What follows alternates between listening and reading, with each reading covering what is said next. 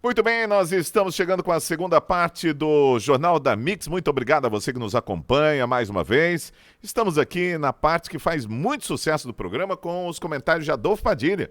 E a gente vai começar com ele, Adolfo Padilha, o seu destaque. Seja bem-vindo. Bom dia, Eudes. Bom dia, amigos da Mix FM. Eu tenho alguns destaques rápidos, né? Primeira boa notícia aí do prefeito Ed Thomas. Quem está aí nas terras do Imoplan tem a oportunidade de novo de apresentar documentos. Uma área totalmente abandonada por anos e anos e anos e agora está se conseguindo construir alguma coisa. Então não perca a oportunidade, você que está aí nas terras do Imoplan, de levar esses documentos e tentar regulamentar, porque vai vir infraestrutura aí, mais uma grande lenda que será desvendada nessa administração. Parabéns ao prefeito. O Brasil é um Brasil de surpresas mesmo, né, Ed? Desculpa, Eudes. Eu estava lendo aqui uma matéria dizendo sobre o STF que barrou o aumento dos enfermeiros, né, porque não teve estudo de impacto econômico, aprovou o aumento do próprio salário deles sem estudo nenhum de impacto econômico. Essa foi boa, Então você hein? percebe... Você ganhou no argumento agora. Não, você percebe como é diferente para a população, meu amigo Ricardo. O que é para nós tem que ter estudos, avaliações. O que é para eles, eles determinam, mandaram lá para a Câmara e acabou. Entendeu? Vai para 40 e poucos larai o salário desses caras. Outro dia eu estava lendo, e vou trazer esses números aqui, eu vou fazer questão de trazer um dia, que a nossa corte, o STF, custa mais caro do que a corte real da Inglaterra, por ano. São 11 ministros. 11 ministros custam um absurdo para o país. Então a gente tem que começar a falar disso. Repito, os ministros que barraram o aumento justo, reivindicado, aprovado pela Câmara, a você, enfermeiro, são os mesmos ministros que concederam aumento para si próprios sem consultar ninguém. São os mesmos ministros que estão fazendo o que estão fazendo e você fingindo que não está vendo. Então, que isso sirva para uma reflexão. Tá vendo como atinge todo mundo? É só uma questão de tempo. Quanto mais calado, mais eles avançam. Toca o programa aí, Eudes Figueiredo. Muito bem, olha, vamos lá para a nossa primeira manchete aqui para os comentários de Adolfo Padilha. O Lula não deve ir ao debate na TV no sábado, o debate do SBT. O ex-presidente diz que fará 2 comícios em São Paulo no dia 24 de setembro. O comitê petista justifica a provável ausência, citando pouco tempo para o cumprimento de agendas. Vamos lá, será que é isso mesmo? Eu acho que você vê isso na rua, né? Veja bem, as pessoas de esquerda, elas conseguem acreditar piamente no Datafolha. Piamente. Eles acreditam piamente que há a possibilidade de vitória no primeiro turno. Lunático também, quem é da direita e acha que vai ter vitória no primeiro turno. Não existe essa possibilidade de vitória no primeiro turno, nem para um nem para outro. Matematicamente isso é impossível. Não dá. Se você pegar o histórico das... Eu vou entrar nisso para concluir por que ele não vai no debate. Se você for pegar o histórico de eleições do Lula ou da esquerda, sempre teve de 25% a 30%. Isso nunca caiu. Diante dos escândalos de corrupção, isso vai cair. Tá bom, de 20% a 25%, não dá segundo turno. Quer dizer, não dá primeiro turno. Vai ter o segundo turno e é uma nova eleição. Tá polarizado entre os dois candidatos, o da esquerda e o da direita, está e vai ser os dois. Dificilmente isso muda. Agora, eles acreditam piamente nisso, né? Então você pega, outro dia eu estava lendo que o Ibope, que agora é IPEC, repito, essa pesquisa que vocês verem anunciando nos grandes consórcios é IPEC, é o antigo Ibope. E mudou de nome por quê? Porque quebrou, errava tanto, vendia tanta pesquisa, porque pesquisa é o que você paga pelo percentual, como diz aí um célebre político conhecido no nosso país. Você paga pelo percentual, a pesquisa sai a seu favor. O Ibope, na eleição da Dilma, ela colocava a Dilma e a Marina no segundo turno.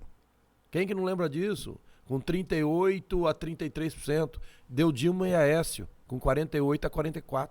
48% a 46%. Então isso é pesquisa, não adianta. Podemos ter surpresas aqui no estado de São Paulo, sabe, Eudes? A gente pode... Tá todo mundo achando que tem um favorito pro segundo turno e de repente pode dar os dois que estão lutando ali embaixo. Entendeu? A surpresa Você pode... acredita Eu nisso? acredito nisso. Eu acredito muito na possibilidade de acabar indo o Tarcísio e o Rodrigo Garcia pro segundo turno. Entendeu? Porque o Rodrigo cresceu muito nessa última semana. Nós não podemos desprezar. Parece que o Rodrigo convocou um grande número de prefeitos aí para fazer o trabalho para ele. É isso que eu ia dizer, e você que está me ouvindo, não seja um militante burro ao criticar o prefeito porque ele está, por exemplo, apoiando o atual governador. Os prefeitos que estão. É ele que manda no dinheiro.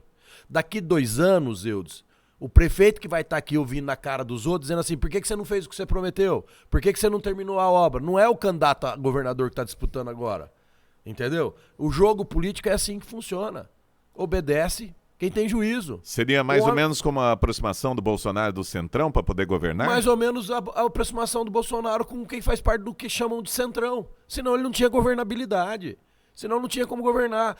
Ah, isso é ruim, então nós temos que mudar o quê? O sistema político brasileiro. E para mudar o sistema político brasileiro, você tem que prestar atenção em quem você vota, Eudes. Tá aí, daqui 10 dias. Quem que você vai votar para deputado federal? Você sabe que você vai votar no bonitinho? Você vai votar naquele que apareceu agora? Não, você tem que votar em alguém que você sabe onde buscar ele e cobrar. Não, eu quero mudar a política brasileira. Você sabe que o presidente Prudente foi muito prejudicada na época do Agripino por ele enfrentar o governo do estado sempre, né? Exatamente. Ele foi um grande prefeito, mas poderia ter sido umas 5 vezes melhor ainda. Exatamente, porque quando entrou Covas, ele brigou com o Covas. Depois, quando entrou depois do Covas... só ficou Covas. Foi né? o Covas. Depois entrou o Alckmin. Ele brigou com o Alckmin. Entendeu? Os enfrentamentos que ele fazia. E mesmo assim foi um grande prefeito pela audácia que ele tinha, né? Então, mas poderia ter sido melhor se tivesse o governo. Então, para concluir tudo isso, digo o seguinte, o Lula deve estar acreditando piamente na pesquisa do Datafolha, né? Ou existem as pesquisas de trem, ninguém quer que fala que é aquelas pesquisas internas, que demonstrou claramente que no último debate o Lula foi péssimo. Mais 2 debates e mais 2 entrevistas, como aquele repórter que agora me fugiu o nome, apertando ele do jeito que apertou sobre a dívida que ele deixou. William Vac, ele cai. Aí ele desmorona. Então também é assim uma estratégia de não passar vergonha. Ou passar menos vergonha. Ou passar menos aperto. Então o resultado é esse. A verdade é sabe o que acontece? Nós somos iludidos, Eudes. Eles são treinados em iludir o eleitor. Eles são treinados em enganar você e a mim, a todos nós. O que acontece de diferença? Às vezes a gente fica um pouquinho mais preparado. A gente é politizado, a gente procura saber mais informações, mas a maioria das pessoas não estão ligando muito para a política, estão desapercebidos. Tem gente que não sabe nem que senador vai votar ainda. E olha a importância que tem um Senado para o estado de São Paulo. Olha bem o que nós estamos colocando na mão aí de pessoas que vão decidir lá no Senado o futuro do nosso estado. Tem gente que ainda não sabe nem o nome do deputado estadual que vai votar. Tem muito. Sendo que já tinha que estar vindo pesquisando a vida desse cara. Repito, não basta ser da região. Tem que saber o que ele pensa, o que ele vai apoiar, o que ele vai aprovar, o que ele vai defender. Então não basta ser da região. Não basta fazer discursinho bonito. Não basta estar do lado A ou do lado B. Nós temos que saber o que o cara pensa. E olha só, vamos falar do Bolsonaro na ONU, que o presidente fez o discurso de abertura, como é tradicional dos presidentes brasileiros, né? Jair Bolsonaro destacou o combate à corrupção e exaltou a melhora na economia, entre aspas, plena recuperação. Durante o discurso, na abertura da Assembleia Geral da ONU, o presidente também pediu cessar fogo imediato entre Ucrânia e Rússia e destacou a preservação ambiental no Brasil. O maior impacto que teve no discurso do Bolsonaro foi em relação ao pedido de cessar fogo, né? Olha, eu acho que a oposição ficou de uma tal forma assustada que já entraram com 4 pedidos até ontem para ele não poder usar o discurso dele na campanha política. Por quê? O discurso foi altamente estratégico. O discurso foi altamente didático, politicamente falando. O presidente Bolsonaro tomou o cuidado no discurso dele de falar de temas e juntou tudo isso de uma forma que é o que ele pensa sobre o futuro do país e é o que ele fez enquanto governo. Meio ambiente. Reforça e mostra que a mídia internacional e a mídia nacional passam uma impressão do Brasil que não existe.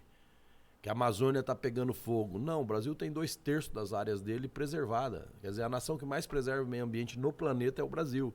E ele reforça isso. Ele fala sobre a economia, pandemia que atingiu todos os países que estão na ONU. Foi uma pandemia planetária. Ele fala como o Brasil saiu disso, economicamente falando, sabendo que todas as grandes nações que são fortes economicamente estão falando que o Brasil saiu muito bem. Ele reforça isso lá na ONU, dizendo que economicamente o Brasil está, além de estar saindo da crise, está crescendo em geração de emprego, está crescendo em produção interna, está crescendo em todos os sentidos, né? E ele fala também das mulheres. Ele fala sobre feminicídio, ele fala que ele aprovou mais de 70 leis, ele fala o tanto que o governo dele se preocupou em cuidar das mulheres, do direito das mulheres. Então, quando você mistura tudo isso, e da forma que ele falou, foi um discurso altamente didático, como eu disse, altamente estratégico para atingir o foco, e isso deixou a oposição preocupada, nervosa. Porque ele foi sereno, ele foi didático e ele foi cirúrgico. Esse foi o discurso dele. E ele também falou da parte da ONU, onde o Brasil ainda não faz parte. Ainda está numa cadeira lá, a reserva. Né? Que a ONU precisa mudar a postura dela. E precisa mesmo. Uai, todos nós sabemos. A ONU precisa mudar muita coisa. Muita coisa. Precisa sair do pedestal e encarar um pouco mais a realidade do mundo. Mas a ONU não significa muito, né? Eu já vi várias exatamente. vezes A alguns ONU países... A impressão que nós temos hoje é que a ONU é um cabide de emprego. Porque alguns países, como os Estados Unidos, já questionaram as decisões e enfrentaram a ONU. Ele é histórico, né? Quando acabou a Segunda Guerra Mundial, se eu não me engano, as organizações das Nações Unidas formaram a ONU para ter um equilíbrio dos avanços de algumas nações sobre tensão de guerra, injustiça. Sobre nações pequenas. Exatamente. Então, ela tem um significado histórico muito bonito, mas tecnicamente, e para finalizar... Não tem força.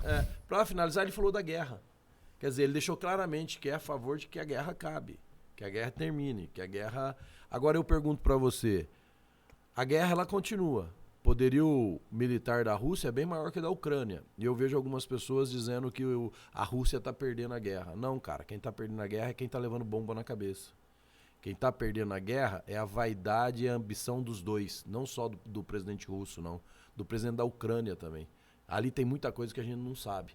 Porque há relatos na internet e há relatos de que, às vezes, o exército ucraniano tá pegando pessoas para culpar que é a Rússia. Então, numa guerra, infelizmente, vale tudo. Então, o presidente Bolsonaro, ele foi cirúrgico. Eu achei que o discurso dele, só pelo resultado de como ficou a oposição, você vê que acho que ele acertou e acertou grande. Muito bem, a gente vai ficando por aqui com o Adolfo Padilha e com o nosso Jornal da Mix de hoje, quinta-feira. Amanhã, sexta-feira, nós estamos de volta. Vamos tentar fazer um debate aqui entre Adolfo Padilha e também olha, eu ia falar do Divaldo Cerezinho. Quanto não, o Divaldo tempo? Já correu faz tempo, né? Não, apesar de um abraço pro Divaldo também. Abraço pro Divaldo, grande amigo. Mas não aguentou o repuxo. Ele tá trabalhando muito, hein? Tá correndo aí. Inclusive com a incorporadora dele lá, que tá bombando. Eu tô acompanhando, viu, Divaldo? Tem que anunciar aqui na Mix. Divaldo é um menino bom. Ele erra nos candidatos, mas é um menino bom. Muito bem. Olha, nós vamos estar com a Dil Silgueiro. A Dil Silgueiro, se Deus quiser, para um debate aqui, para a gente deixar o pessoal aí com o cabelo em pé no final de semana. Valeu, um grande abraço, a gente se fala aqui na Mix.